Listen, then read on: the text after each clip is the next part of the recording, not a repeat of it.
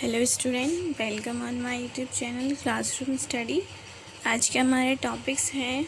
आज मैं बहुत सारे टॉपिक डिस्कस करने वाली हूँ अपने इस वीडियो में। फर्स्ट टॉपिक है audit programme, audit notebook, audit working paper and internal control.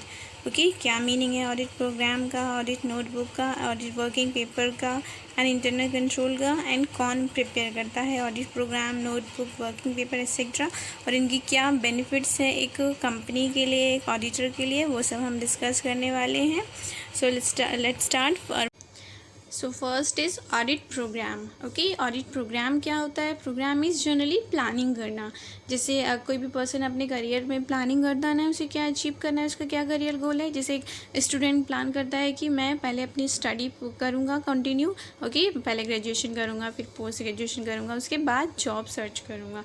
But क्या है, आप जॉब प्लानिंग किया है आपने, स्टेप बाय स्टेप कैसे करना है। तो सेम एक ऑडिटर जो है वो भी प्लान करता है कि उसे कैसे स्टेप बाय स्टेप अपने ऑडिटिंग वर्क को, अपनी ऑडिटिंग ड्यूटी को कंप्लीट करना है। Okay, so that mean by audit programme. So let's see क्या मीनिंग है फाइनली ऑडिट प्रोग्राम का। Here is given meaning and definition of audit programme. So first is meaning. Audit programme represent an outline of procedure to be follow to support an opinion on financial statement. It is the auditor's plan of action. It provides a plan of work of examination and a set of audit procedure. Okay, audit programme क्या है? एक procedure है जो कि क्या बताता है कि एक जो ऑडिटर है ऑडिट करते टाइम फाइनेंशियल स्टेटमेंट में क्या क्या स्टेप्स फॉलो करेगा। और एक जो ऑडिट प्रोग्राम होता है वो क्या होता है? Plan of action. Plan of action क्या है? मतलब उसे एक्शन ही तो लेना होता है, स्टेप्स ही तो लेने होते हैं ऑडिटिंग करने के लिए। पहले जर्नल को ऑडिटिंग करना है, फिर लेजर्स का करना है, फिर फाइनेंशियल स्टेटमेंट का करना है एंड ऑल। तो ये क्या है? प्लान ऑफ एक्शन भी कह सकते हैं इसको। It provide a plan of work of examination and the set of audit procedure. Okay, examination करते हैं कि कैसे एग्जामिनेशन किया जाएगा अकाउंट्स का, आइटम्स का, ट्रांजेक्शन्स का, और एक जो है आपका सेट ऑफ प्रोसीजर है। सेट ऑफ प्रोसीजर मतलब उसमें क्या है, आपके सारे स्टेप्स गिवन होते हैं एक प्रोग्राम में। फाइन। सो आपका फाइनली ऑडिट प्रोग्राम क्या है? एक प्लानिंग है, एक प्रोसीजर है जो कि ऑडिटर फॉलो करता है while doing the auditing work और while examination the financial statement. Fine. Then definition given है। डेफिनेशन अकॉर्डिंग टू मैगीज ने क्या डेफिनेशन दिया है?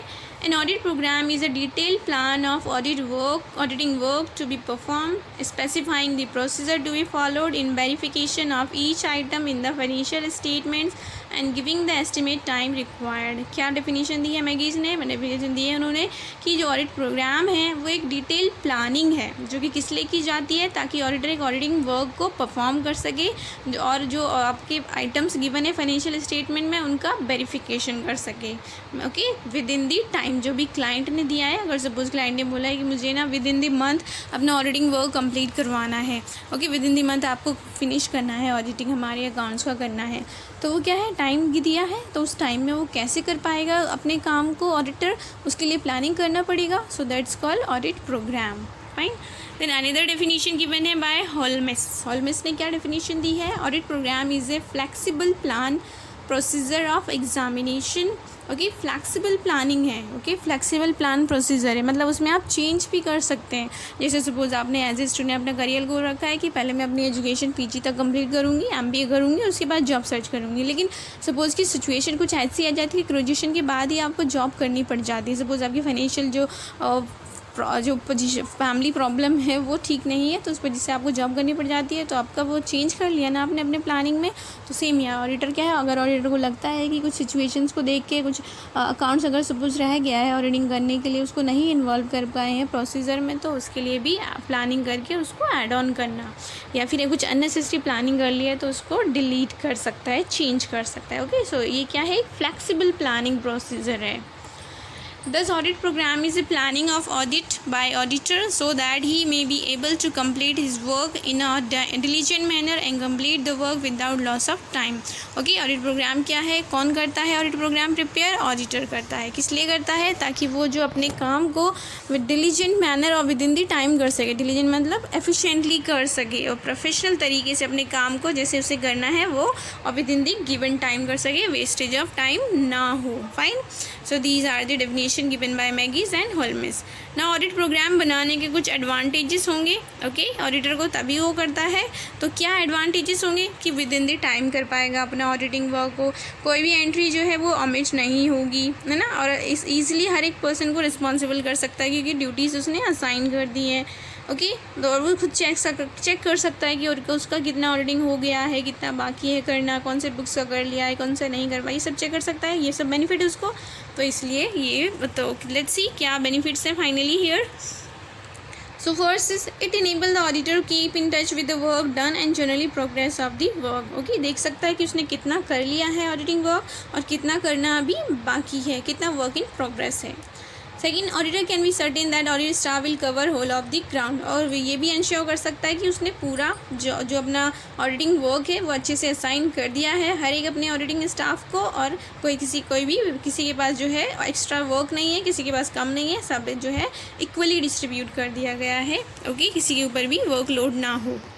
Then it will have the audit assistant to know their duties. Okay, audit assistant को ये helpful करेगा कि उनको किस पर्सन की क्या ड्यूटी है। ओके, किस पर्सन को कौन से अकाउंट को ऑडिटिंग करना है, किसको बाउचिंग करना है, किसको वेरिफिकेशन करना है, किसको लेजर का ऑडिटिंग करना है, किसको जर्नल का ऑडिटिंग करना है, ओके, किसको फाइनल अकाउंट का करना है एंड ऑल, ये सब उनको पता रहेगा। तो इससे क्या है, it help the increase the efficiency of audit assistance. जब वो पता है आपको क्या काम करना है और कितने टाइम में करना है, तो ऑफकोर्स आप उसको ईजिली कर सकते हैं और एफिशिएंट तरीके से कर सकते हैं, है ना, तो ये भी बेनिफिट है।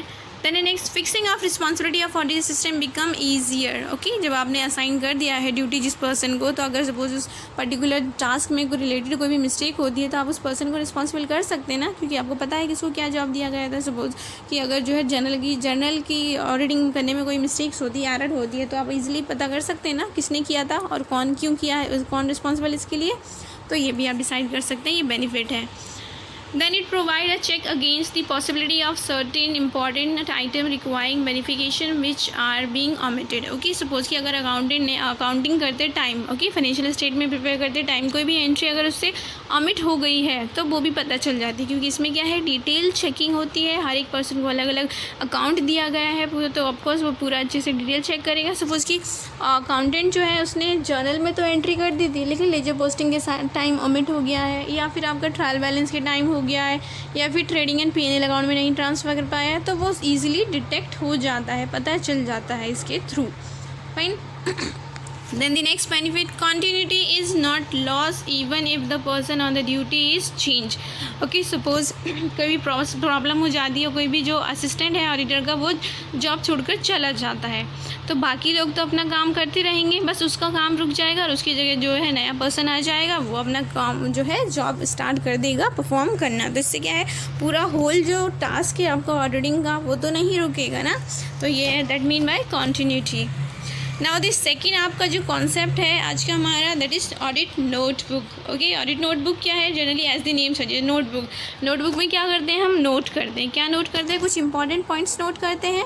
तो यहाँ ये जो नोटबुक है वो कौन प्रिपेयर करता है, ऑडिटर का जो स्टाफ है ना, मीन्स ऑडिट असिस्टेंट जो है वो प्रिपेयर करते हैं। वो क्यों प्रिपेयर करते हैं, इसमें क्या नोटबुक नोट करेंगे, वो जो भी अपना उनको जितना काम दिया गया है ना करने के लिए ऑडिटिंग, तो उसमें उन्हें जो मिस्टेक्स मिली हैं उनको रिकॉर्ड करते हैं। अगर कोई डाउट है उन्हें किसी भी पर्टिकुलर एंट्री के बारे में, ट्रांजेक्शन के बारे में, तो उसको क्लैरिफाई करना है अगर क्लाइंट के साथ या फिर ऑडिटर के साथ, तो वो भी लिखते हैं, ठीक है, ताकि वो फाइनल डिसीजन ले सके। क्योंकि ऑडिटर को जो असिस्टेंट है वो तो इतना क्वालिफाई नहीं होगा ना जितना एक ऑडिटर होता है एक्सपीरियंस और क्वालिफाइड, इसलिए उनको जो भी डाउट्स होते हैं वो जहाँ पर नोट करते हैं, that's called audit notebook. Okay, so let's see क्या मीनिंग है। Audit notebook is a diary or register maintained by audit staff to note errors, doubtfuls, queries, difficulties. The purpose to note down the various points which need to be either clarify with the client or the chief editor. Okay, क्यों note करता है, ताकि अगर उसे client के साथ करना है ऑफकोर्स तो, या ऑडिटर के साथ करना है तो। ओके, एडिटर नहीं है ये, ऑडिटर है, प्लीज़ इसको सही कर लेना। सपोज़ क्लाइंट के साथ क्या, अगर सपोज किसी पर्सन को दिया है बैलेंस शीट का आपको ऑडिटिंग करना है, तो उसमें लिखा है, उसमें मशीन लिखी है 5 लाख रुपीज़ की, तो अगर डाउट होता है क्लाइंट जो असिस्टेंट है उसको कि भाई 5 लाख की तो है ही नहीं मशीन, इसने कैसे लिख दिया और इसका वाउचर भी नहीं है मेरे पास, तो ऑफकोर्स क्लाइंट से क्लियर करेगा, क्लाइंट मतलब जिसका वो कर रहा है ऑडिटिंग कंपनी का, कि भाई ये क्यों लिखा है, अपने इसका डॉक्यूमेंट दिखाओ है ना, तो इसके लिए अगर सपोज़ वो अवेलेबल नहीं है पूछने के लिए तो लिख लेगा, बाद में उसे कंफर्म कर लेगा। Audit notebook is use for recording important points to be included in auditor reports. और जो भी ऑडिटर रिपोर्ट में क्या लिखते हैं कि ये एरर्स हमें मिली हैं, ओके, ये अकाउंट्स ने सही से, ये जो रूल्स हैं इन्होंने सही से फॉलो करें, प्रिंसिपल फॉलो करें, तो ये सब लिखना होता है ऑडिट रिपोर्ट में। और ऑडिट नोटबुक में भी तो वही ये सब रिकॉर्ड कर रहा है पर्सन, तो ये वो भी हेल्पफुल होता है ऑडिट रिपोर्ट बनाने में भी। So here are the contents, क्या क्या रिकॉर्ड करता है जनरली कि ऑडिट स्टाफ या ऑडिट असिस्टेंट अपनी ऑडिटेड नोटबुक में। So first is a list of books of account maintain. एक कंपनी ने कौन कौन से अकाउंट्स बनाए हैं, पूरा स्टार्टिंग से लेकर एंड तक सारे बनाए हैं या नहीं बनाए हैं वो सब। Name, duties, responsibility of principal officer, कौन कौन कंपनी का मेन पर्सन है, मैनेजर है, बोर्ड ऑफ डायरेक्टर है, सुपरवाइज़र है, उनकी क्या क्या ड्यूटीज़ हैं, उनका क्या नेम है, उनकी क्या रिस्पॉन्सिबिलिटी है, ये सब भी नोट डाउन करता है staff. The particulars of missing receipts and voucher, और उनको जो जो रिसिप्ट्स नहीं दिए गए हैं अकाउंट ऑडिटिंग करते टाइम, जो जो बाउचर्स नहीं दिए गए हैं उनका भी नेम लिखते हैं। मिस्टेक्स एंड एरर डिटेक्टिंग, उनको क्या क्या मिस्टेक्स मिली हैं वाइल ऑडिटिंग और क्या क्या एरर्स मिले हैं वो भी रिकॉर्ड करते हैं। The points which need clarification explanation, और वो पॉइंट्स भी लिखते हैं जो उन्होंने क्लाइंट से क्लियरिफिकेशन लेना है, जिसके बारे में एक्सप्लेनेशन लेनी है कि बताओ भाई ये जो तुमने इस यहाँ पे लिखा है मटेरियल 5 लाख रुपीज़ का, वो कहाँ है भाई तुम्हारी ऑर्गेनाइजेशन में 5 लाख रुपये आपने लिखा है, यहाँ पे मशीन 10 मशीन से आपके पास, कहाँ है मशीन 10 रुपीज़ की, दिखाओ, उनका डॉक्यूमेंट दो। तो ऐसे वो क्लैरिफिकेशन लेने के लिए। Next the point deserving the attention of auditor, जो भी मेन पॉइंट अगर वो चाहते हैं कि ऑडिटर को पता होना चाहिए तो वो पॉइंट भी लिख लेते हैं उसमें। वेरियस टोटल्स एंड बैलेंस, हर एक अकाउंट का कितना कितना टोटल्स है, कितना बैलेंस कैरेट डाउन है, वो सब लिखते हैं। The points to be part of auditor's report, okay, और ऑडिटर्स रिपोर्ट में हम इसमें से क्या क्या पॉइंट लिखेंगे वो पार्ट भी लिखते हैं। Okay, so these are the contents of auditor notes book. Then है advantages of auditor notes book, क्या एडवांटेजेस होंगे। So first, it ensure the uniformity and helps in knowing the amount of work perform, okay, account जो हर एक person का काम है जो वो यूनिफॉर्म रहेगा, कोई भी मिस्टेक्स नहीं होगी, और जितना कितना काम हो गया है इस बारे में भी पता रहेगा। Important matters relating to auditive work में भी ईजिली रिकॉल्ड, और ईजिली पता चल सकता है कि क्या क्या मेन फैक्ट हैं, ओके, ऑडिटिंग करते टाइम हमें क्या क्या मेन फैक्ट मिले हैं, क्या एरर्स था, क्या हमें एक्सप्लेनेशन चाहिए थी, ओके, ये सब। Facilities and preparation of the audit report, audit report बनाने में भी हेल्पफुल होते हैं क्योंकि इसमें पॉइंट लिखते हैं ना जो हमें ऑडिट रिपोर्ट में डालने होते हैं वो सब। In case of assistant in charge is change, no difficulties faced in continuing the incomplete work, क्योंकि फिर उसकी जगह पर क्या है अनदर पर्सन अपॉइंट हो जाएगा और वो उसको कंप्लीट कर देगा। The responsibility of the errors undetected can be fixed on clerk consent, okay, अगर सपोज कोई भी अकाउंट्स था उसमें एरर थी और वो नहीं उसने मेंशन की है क्लर्क ने, असिस्टेंट ने, तो फिर उसको रिस्पॉन्सिबल कर सकते हैं कि भाई ये मिस्टेक थी, तुमने क्यों नहीं लिखा है, और उसके लिए उसको पनिश या जो भी है रिस्पॉन्सिबिलिटी कर सकते हैं। Then audit notebook shows the extent of the interest and pain taken by the audit staff. It help in their appraisal. Okay, और pain, interest and pain staff मतलब कि उनको क्या क्या प्रॉब्लम्स हुई हैं एक पर्टिकुलर अकाउंट जो उनको दिया गया था ऑडिट करने के लिए, क्या क्या उनको डिफ़िकल्टीज़ आई हैं, ओके, क्या क्या उनकी क्वेरीज अराइज हुई हैं, ये सब जानने में भी हेल्पफुल होता है। It ensure that the audit program has been sincerely followed. Deviation can be noticed. Okay, इससे ये बात भी पता चलती है कि जो स्टाफ है उसने प्रॉपर तरीके से फॉलो किया है ऑडिट प्रोग्राम को, और डेविएशन कैन बी नोटिस मतलब क्या क्या डिफरेंसेस उनको मिले हैं वो भी पता चल जाते हैं। ओके, या प्रोग्राम को फॉलो करने में क्या प्रॉब्लम्स हुई हैं, क्या डिफ़िकल्टीज़ आई हैं वो भी पता चल जाती है, ताकि नेक्स्ट टाइम जब वो ऑडिट प्रोग्राम बनाएगा तो उन डेविएशंस को भी माइंड में रखेगा। माइंड डेविएशन मीन्स डिफरेंसेस को, प्रॉब्लम्स को। And then the next and last benefit is it reliable evidence in court of law if an auditor has to be defend himself. Okay, अगर client मतलब company जो है auditor के ऊपर claim कर देती है कि इन्होंने हमारी इस पर्टिकुलर अकाउंट का अच्छे से ऑडिटिंग नहीं किया, इसमें तो ऐसी कोई एरर थी ही नहीं, ओके, जो इन्होंने शो करी है, या जो एरर उनको कोई एरर नहीं मिली है जबकि इसमें एरर है, ये इससे पता चलता है कि इन्होंने अच्छे से नहीं किया है, तो ये क्या है एज ए प्रूफ भी यूज़ कर सकते हैं ऑडिट नोटबुक को एक auditor in the eyes of law. Okay, court में यूज़ कर सकता है एज ए एविडेंस कि भाई मैंने तो किया है, देखो ये प्रॉपर इस मेरे पर्टिकुलर स्टाफ ने किया था, ये नेम है उसका, इतने टाइम में किया था एंड ऑल, ये सब बता सकता है एज ए एविडेंस, वो यूज़ कर सकता है। Fine, then the next third point is audit working paper. Audit जो नोटबुक है वो कौन प्रिपेयर करता है, ऑडिट स्टाफ करता है। ऑडिट वर्किंग पेपर कौन प्रिपेयर करता है, आपका ऑडिटर खुद बनाता है। ऑडिटर खुद बना के इसमें क्या लिखेगा, वही जो भी उसने फाइंड आउट किया during the auditing work. So let's see क्या मीनिंग है here. The audit working paper designate the files of analysis, summarizes, contain comments and correspondence built by an auditor during the course of the field work of an audit engagement. Okay, audit करते time उसने जो भी accounts के checking किया है, उसका analyse किया है, समराइजेशन किया है, जो भी उसने कमेंट किया है या जो भी उसको डॉक्यूमेंट्स मिले हैं, उन सब के बारे में नोट्स करता है main point. These papers contain essential fact about the accounts which are under the audit. Okay, essential facts, main point लिखते हैं. जैसे अच्छा, और जर्नल का ऑडिटिंग किया, ओके, पूरा डेट वाइज उन्होंने रिकॉर्ड किया है, कोई भी एरर्स नहीं है, या पर्टिकुलर इस ट्रांजेक्शन में इस डेट को एरर है, ये जो इन्होंने लिखा है डेटर्स अकाउंट डेबिटेड, ये डेटर्स तो हुआ ही नहीं है, ये वन ऑल. तो ऐसे कुछ भी मेन फैक्ट लिखता है ऑडिटर खुद. देन डेफिनेशन गिवन है वर्किंग पेपर की आपकी according to Arnold W Johnson ने क्या डेफिनेशन दिया है.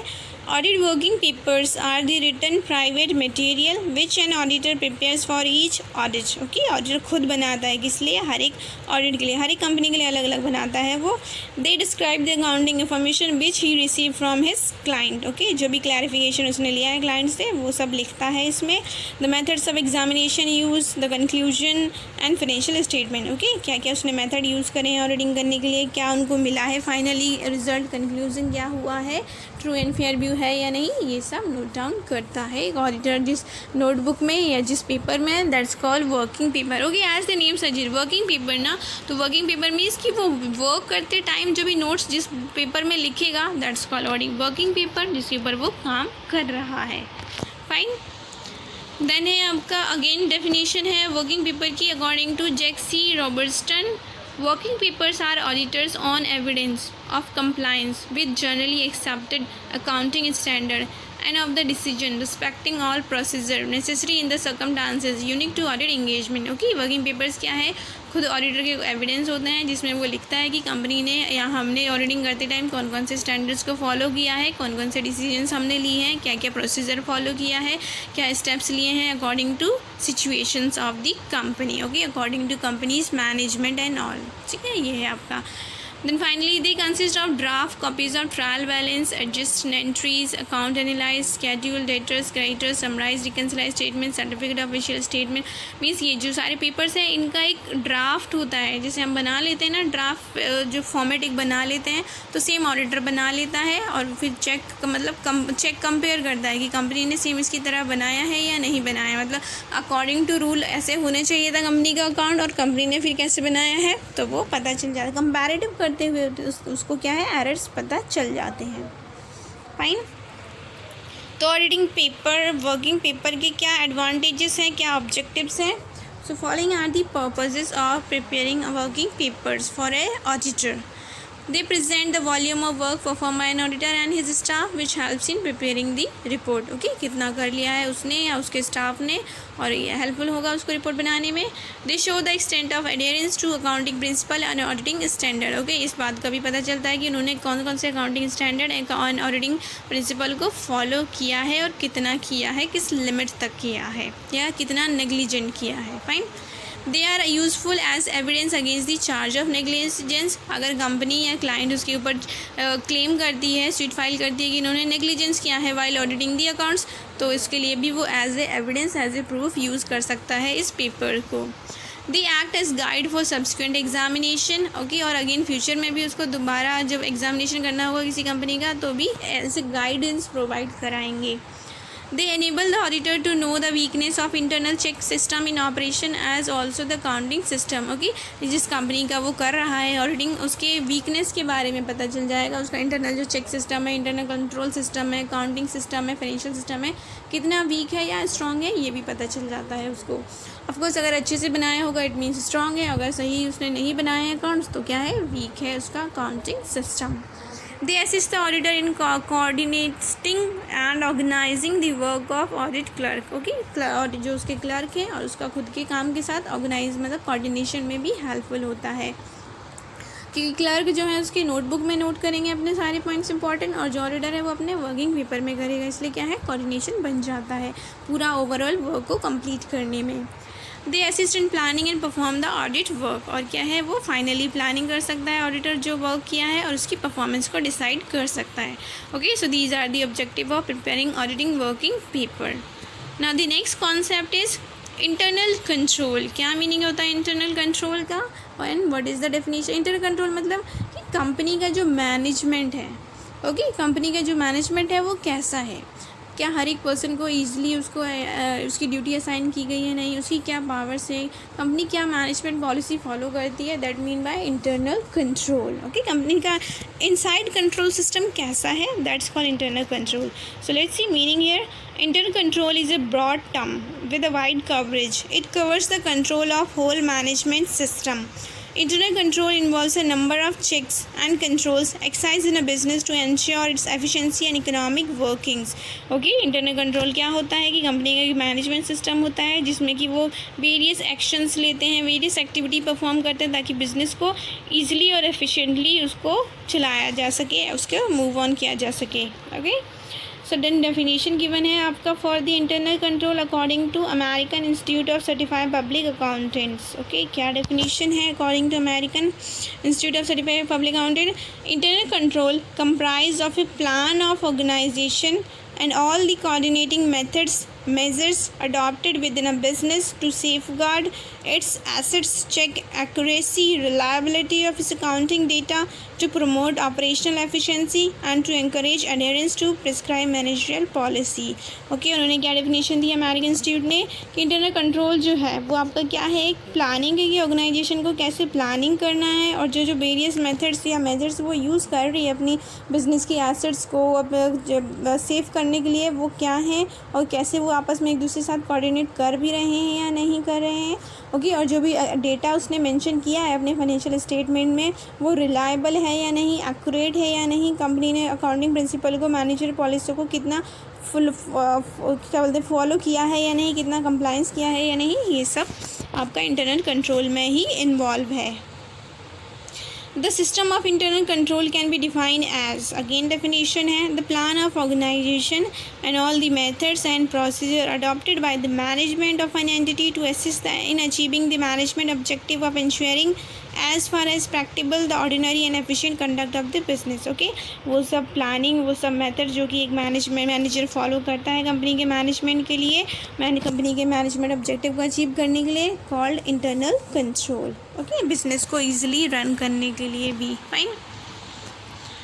देन है अगेन इन ब्रीफ. क्या है meaning?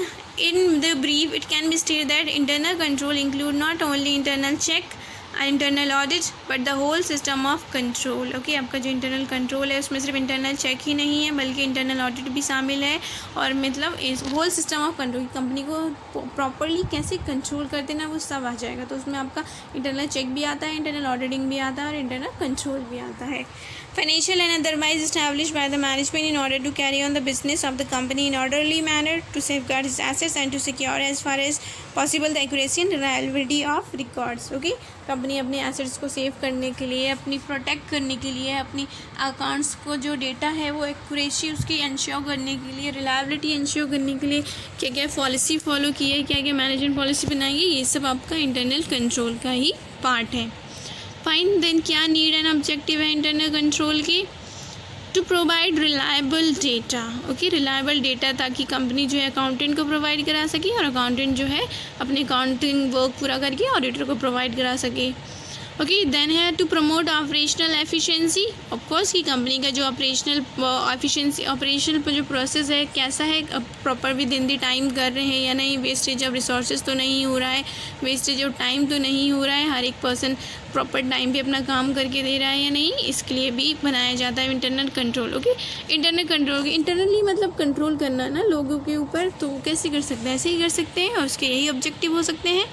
Then to encourage adherence to be prescribe policy. Okay, जो भी कंपनी में पॉलिसी बनाई है आपके मैनेजर ने, मैनेजमेंट पॉलिसी, फाइनेंशियल पॉलिसी, और क्या बोलते हैं आपकी अकाउंटिंग पॉलिसी, तो वो सब कितना उनको फॉलो किया गया है या नहीं किया गया है, ये भी चेक करने में भी आपका हेल्पफुल होता है इंटरनल कंट्रोल.